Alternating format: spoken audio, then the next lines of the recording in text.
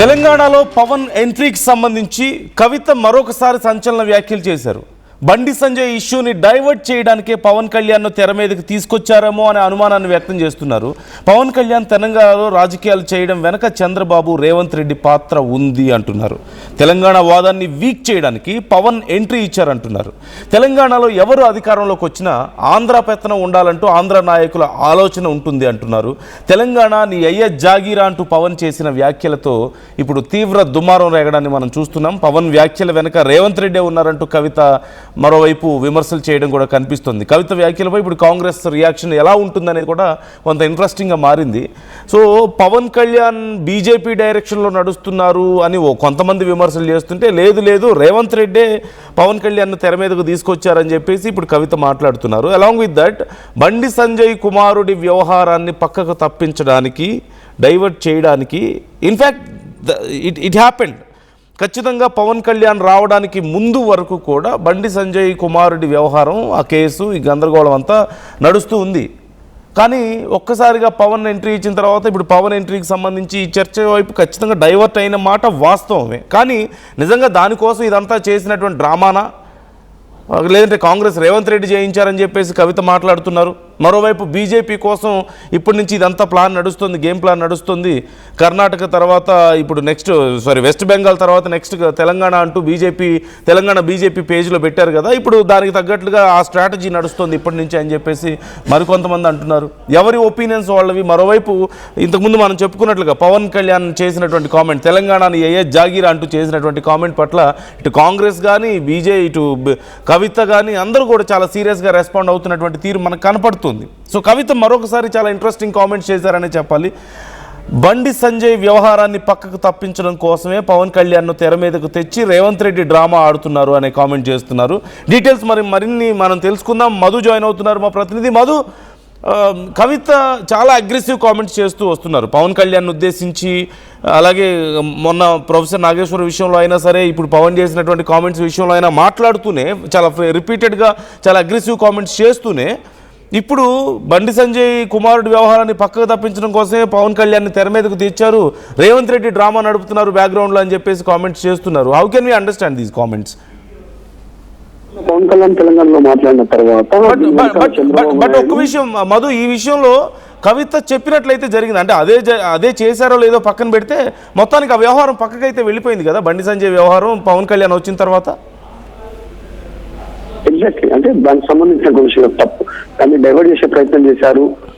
Bandi Sanjay issue divert చేయడానికి పవన్ కళ్యాణ్ తెరపైకి తెచ్చారేమో ఒక అనుమానం కూడా ఉంది అంటూ కూడా మాట్లాడారు. దీని వెనకాల డైరెక్ట్ గా చంద్రబాబు నాయుడు తర్వాత రేవంత్ రెడ్డి ఇద్దరు పాత్ర ఉంది అనేటువంటి ఒక అనుమానాన్ని వ్యక్తం చేశారు. ఆమె ఈ ఇద్దరు కూడా తెలంగాణ వాదాన్ని వీక్ చేయడానికి ఒక పవన్ కళ్యాణ్ తెలంగాణలో ఎంట్రీ ఇప్పించే ప్రయత్నం చేశారు.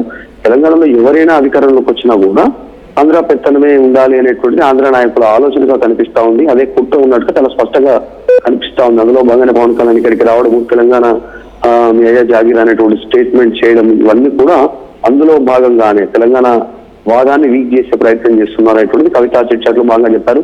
దాంతో పాటు ఇంకా కొన్ని కీలకమైనటువంటి కామెంట్స్ చేశారు. కాక్రోచ్ పార్టీ వెనుక కూడా బీజేపీ ఉందేమో అనేటువంటి అనుమానాన్ని వ్యక్తం చేస్తా ఉన్నారు. బీజేపీ మీద దేశవ్యాప్తంగా ఉన్నటువంటి వ్యతిరేకతను బయట వాళ్ళు వ్యక్తపరచకంటే ముందే వీళ్ళే సోషల్ మీడియా ద్వారా దాని ఒక వ్యతిరేక శక్తులు ఎంత రీతిలో ఉన్నాయి, ఎంత తీవ్రతలో ఉన్నాయి వాటిని గుర్తించి వాటిని చల్లబరిచేటువంటి ప్రయత్నం చేయబోతా ఉన్నారు. అందులో భాగంగానే సోషల్ మీడియాలో ముఖ్యంగా ఇన్స్టా పేజీలో, ట్విట్టర్ లో కాక్రోచ్ జనతా పార్టీ పేరిట సిజేపీ పార్టీ అనౌన్స్మెంట్ చేసిన వెంటనే దానికి సంబంధించిన ఎడిటర్లు, గ్రాఫిక్స్ ఎడిటరు, కంటెంట్ ఎడిటర్స్, తర్వాత మొత్తం దాదాపు ఒక 15 మంది ఎంప్లాయీస్ తో ఒకేసారి ఒక వ్యవస్థ లాగా ఏర్పాటు చేసి దాని మీద కంటెంట్ ప్రొజెక్ట్ చేయడం, దేశవ్యాప్తంగా ప్రజలకు రీచ్ అయ్యే ప్రయత్నం చేయడం వెనకాల అంత ఈజీ కాదు. ఇది పకడ్బందీ ప్రీ ప్లాన్ సంబంధించినటువంటిది. ఇప్పుడే చెప్పలేను కాక్రోచ్ పార్టీ వెనకాల ఎవరున్నారు అనేటువంటిది. నాకైతే బీజేపీ ఉంది అనేటువంటి అనుమానం కలుగుతుంది అనేటువంటిది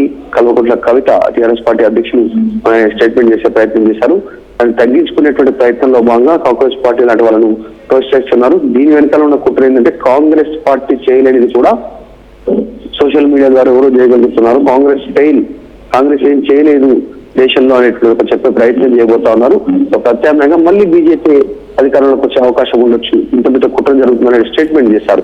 ఇంకా కొత్త కీలక స్టేట్మెంట్ పాలమూరు నుండి టీఆర్ఎస్ పార్టీ ఉద్యమం మొదలు కాబోతుంది పాలమూరు నుంచి అనేటువంటి స్టేట్మెంట్ చేశారు. పాలమూరు రంగారెడ్డిలో లక్ష్మీదేవిపల్లి బ్యారేజ్ కోసం త్వరలోనే పాదయాత్ర చేయబడతా. ఇష్యూ బేస్డ్ గా పాదయాత్ర ఉంటాయి. రాష్ట్ర వ్యాప్తంగా నేను పాదయాత్రలు చేయను. ఒక ఇష్యూ ఏ సమస్యగా నేను మొన్న రీసెంట్ గా ఖమ్మంలో వెలుగుమట్ల ఇష్యూ కావచ్చు, ఇప్పుడు ఆ పాలమూరు రంగారెడ్డి లక్ష్మీదేవిపల్లి బ్యారేజ్ కోసం కావచ్చు, ఇట్లా ఒక్కొక్క ఇష్యూ బేస్డ్ గా అక్కడ ఏరియాలో పాదయాత్ర చేస్తాను, స్టేట్మెంట్ చేస్తా ఉన్నాను. మా పార్టీ పూలు పూసుకొని సంవత్సరం కూడా కాలేదు, అప్పుడే మా జెండా గద్దెలు కురుస్తా ఉన్నారంటే అర్థం చేసుకోవచ్చు. మేము ఎంత గట్టిగా క్వశ్చన్ చేస్తా ఉన్నాము ప్రభుత్వాన్ని అనేటువంటి స్టేట్మెంట్ చేస్తారు. ఇంకోటి మా పార్టీ కోసం పనిచేస్తామనేటువంటి చాలా పొలిటికల్ కన్సల్టెన్సీలు కూడా వస్తున్నాయి. మేము ఇంకా ఎవరు నిర్ణయం తీసుకోలేదు, చాలా మంది అప్రోచ్ అవుతా ఉన్నారు. ఈ మధ్య కాలంలోనే తమిళనాడులో ముఖ్యమంత్రిగా అయినటువంటి విజయ్ పార్టీ కోసం పనిచేసినటువంటి వాళ్ళు కూడా మమ్మల్ని అప్రోచ్ అయ్యారు, ఆ పార్టీ కోసం పనిచేస్తామని. మేము నిర్ణయం తీసుకోలేదు, ఇంకా టైం పడుతుంది అనేటువంటి స్టేట్మెంట్ చేస్తారు. ఆమె చేసినటువంటి మొత్తం కామెంట్స్ లో కాక్రోచ్ జనతా పార్టీకి సంబంధించిన బీజేపీ ఉందనేటువంటి స్టేట్మెంట్ చేయడం, బండి సంజయ్ ఇష్యూను డైవర్ట్ చేసేటువంటి ప్రయత్నంలో భాగంగా పవన్ కళ్యాణ్ తెరపైకి తెలంగాణలో తీసుకొచ్చారనేటువంటిది, దాంతోపాటు తెలంగాణ వాదాన్ని వీక్ చేసే ప్రయత్నం చేస్తున్నటువంటి అంశాన్ని ఆమె గట్టిగా చెప్పే ప్రయత్నం చేశారు. చివరగా ఆమె మాట్లాడుతున్న సందర్భంలో జర్నలిస్టులకు మా నాన్న ఇల్లు ఇవ్వలేదు, అంటే కేసీఆర్ ఇల్లు ఇవ్వలేదు, మా పార్టీ అధికారంలోకి వస్తే తండ్రి ఇవ్వలేదు కానీ కూతురుగా నేను ఇల్లు ఇస్తాను అనేటువంటి స్టేట్మెంట్ చేశారు. టీఆర్ఎస్ 2.0 విధానాలు ఇప్పుడు అంటే ఓకే, కవిత చేసినటువంటి కామెంట్స్ చాలా ఇంట్రెస్టింగ్గా ఉన్నాయి, చాలా కీలకమైన కామెంట్సే. అటు బీజేపీని ఉద్దేశించి ఇటు కాక్రోచ్ పార్టీని ఉద్దేశించి, ఇటు పవన్ ఉద్దేశించి చేస్తున్నటువంటి కామెంట్స్.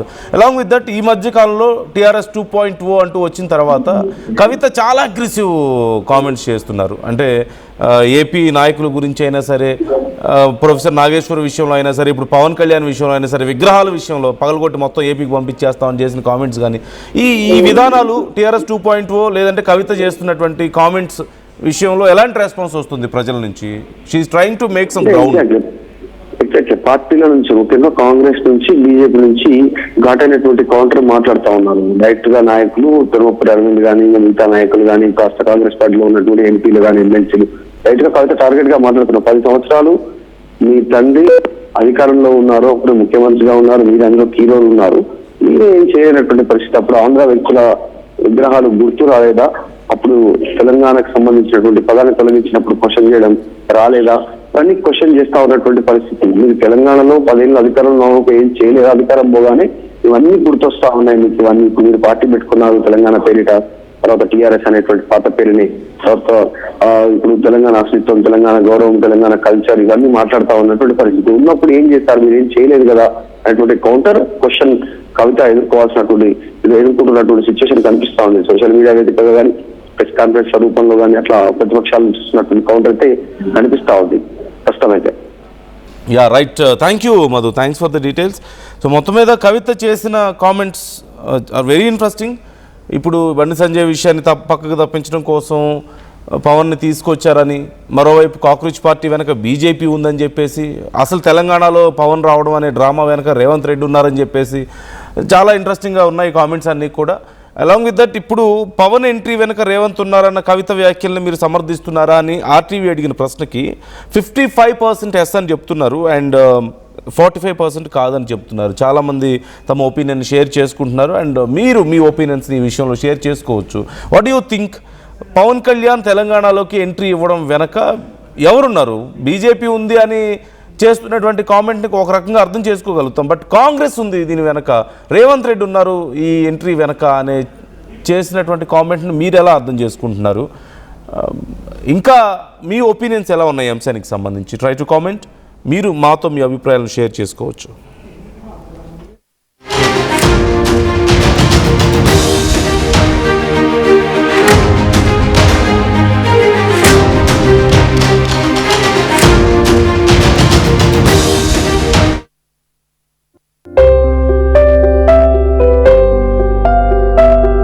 చిన్న చిన్న ఆనందాలు 35 ఏళ్లుగా నా జీవితంలో లేవు. 35 ఏళ్లుగా నేను డైపర్లలో బ్రతికాను. 6 సెంటీమీటర్ల ఫిస్టులా నా మూత్రాశయంలో లీక్ కారణమైంది. ఎవరూ నాకు సహాయం చేయలేకపోయారు. ఏఐఎన్యూలో వైద్యులను కలిసే వరకు. అక్కడ వారు రోబోటిక్ శస్త్రచికిత్సతో నాకు పరిష్కారం ఇచ్చారు. వారు నా ఆత్మవిశ్వాసాన్ని కూడా తిరిగిచ్చారు.